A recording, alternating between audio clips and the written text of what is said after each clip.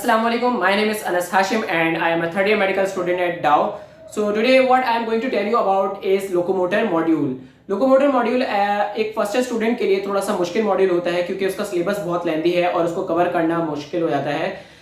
मैंने सोचा कि इसके सिलेबस के बारे में बात कर ली जाए और कौन सी बुक्स हम इसके लिए यूज कर सकते हैं उस पर बात कर ली जाए और साथ ही साथ कुछ इंपॉर्टेंट या हाई यील्ड टॉपिक्स पे भी बात कर ली जाए। इसके अलावा एक और चीज जो इसमें इंपॉर्टेंट है वो है case based studies that is CBS जो कि इंपॉर्टेंट पेपर्स में आते हैं, तो उनके ऊपर भी बात कर ली जाए। So as you can see the locomotor module is divided into these subjects, these topics, ठीक है। इसमें सबसे इंपॉर्टेंट क्योंकि लोकोमोटर मॉड्यूल है तो बेसिकली हमारे पास एनाटॉमी सबसे इंपॉर्टेंट होता है इसमें, that is most our priority. Next आपके पास पैथोलॉजी एंड फिजियोलॉजी भी आपके पास एक मेजर सब्जेक्ट्स काउंट होते हैं क्योंकि इनके अंदर भी काफी चीजें ऐसी हैं जो कि क्वेश्चंस में पूछी जाती हैं। साथ ही साथ आपके पास histology, embryology, pharma, biochemistry and CMBS के टॉपिक्स जो कि माइनर में काउंट होते हैं लेकिन इनमें से भी सवाल पूछे जा सकते हैं। हम स्टार्ट करेंगे मेजर टॉपिक से, देन हम जाएंगे माइनर टॉपिक्स पर। स्टार्ट करते हैं हम एनाटॉमी के साथ। As you can see 60% of the questions आपके पास एनाटॉमी में से बनते हैं। अब एनाटॉमी के सिलेबस में मौजूद क्या क्या चीजें हैं? Number 1 upper limb, number 2 lower limb and number 3 आपके पास ब्रेस्ट एनाटॉमी। अच्छा, जो ब्रेस्ट एनाटॉमी का जो पार्ट है वो अपर लिम्ब के साथ इंक्लूडेड होता है और ये आपके पास आपको मिलेगा थोरैक्स के रीजन में, ठीक है। अब इस चीज में पढ़ाया क्या क्या जाता है एनाटॉमी में, इसकी क्या क्या पढ़ाया जाता है? तो नंबर 1 आपको बोन्स पढ़ाई जाएंगी। बोन्स में आपके पास ऑस्टियोलॉजी आएगी। ऑस्टियोलॉजी किस चीज को कहते हैं? बोन्स में अटैचमेंट होना, ठीक है, यानी किस चीज का अटैचमेंट होना? मसल्स के अटैचमेंट, ठीक है। तो इसको हम कहते हैं ऑस्टियोलॉजी। मसल्स कहाँ इंसर्ट हो रहा है, कहाँ से ओरिजिनेट हो रहा है, ये चीज आपको पढ़ाई जाएंगी जो कि इंपॉर्टेंट नहीं है लेकिन आपको बहुत डिटेल में पढ़ाई जाती है। साथ साथ आपको मसल्स पढ़ाए जाएंगे, मसल्स के फंक्शंस पढ़ाए जाएंगे, वो बहुत इंपॉर्टेंट है जो कि पेपर्स में पूछे जाते हैं, हर मसल के individual functions. Arteries and veins पढ़ाई जाएंगी जिनके रिलेशन पूछे जा सकते हैं कि कौन से पार्ट में कौन सी आर्टरी क्या सप्लाई कर रही है, ठीक है।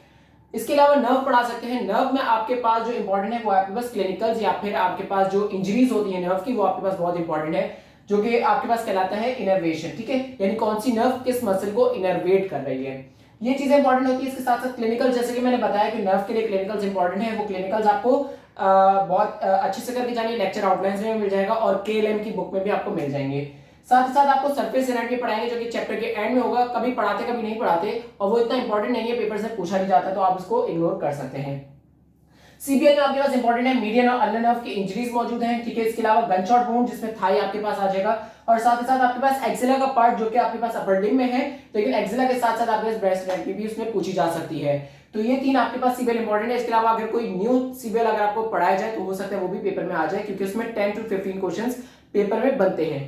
बुक्स कौन सी आप यूज करें? तो बुक्स मेरे हिसाब से मैं आपको रिकमेंड करूंगा तो KLM या तो यूज करें या ग्रेस यूज करें, कोई भी एक यूज करें और फिर उसके ऊपर स्टिक कर जाएं, ठीक है। आपको बुक्स चेंज नहीं करनी। अगर आप KLM यूज करें तो आपके पास कंप्लीट पैकेजेस के अंदर आपके पास क्लिनिकल्स भी मिल जाएंगे, लेकिन आपको उसको पिक्चर्स के लिए आपको उसमें नेटर एटलस एक और बुक यूज करनी पड़ेगी to get a better view of pictures, क्योंकि आपके पास वैसे अभी बोन्स नहीं है।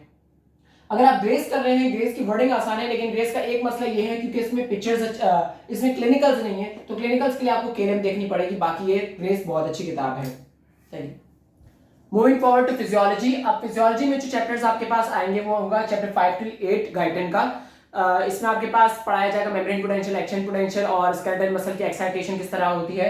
तो ये इंपॉर्टेंट जो टॉपिक्स हैं वो आप पढ़ेंगे हमेशा गाइडन से, ठीक है।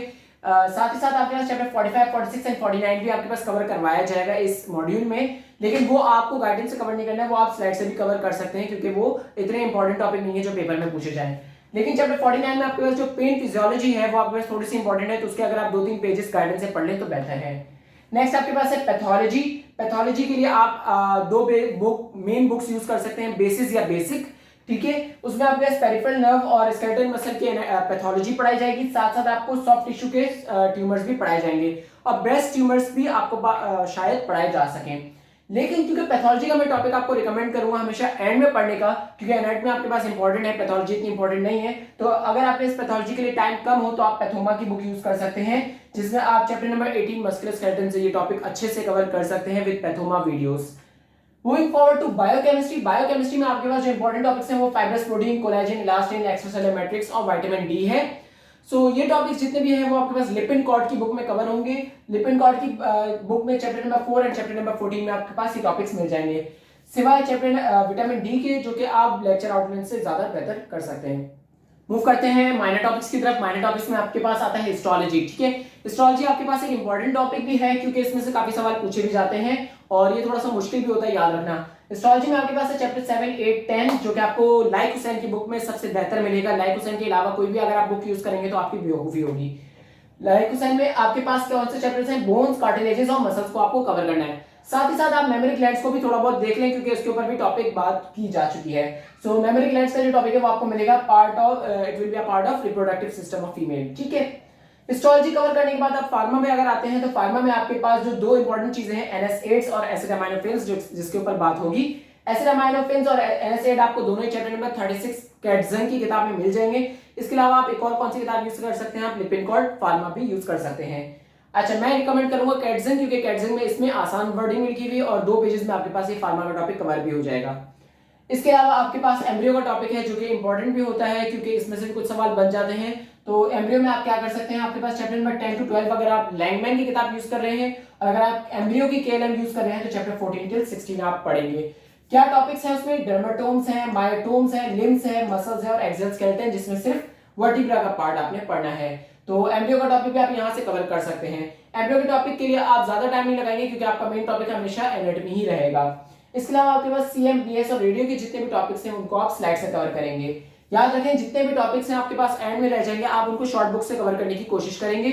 जो आपके पास इंपॉर्टेंट है जो कि एनाटॉमी है उसको आपको पहले 2 हफ्तों में या 3 हफ्तों में खत्म करना जरूरी है ताकि आप बाकी के जो टॉपिक्स हैं उनको बाद में कवर करें, लेकिन आपकी फर्स्ट प्रायोरिटी हमेशा एनाटॉमी होगी।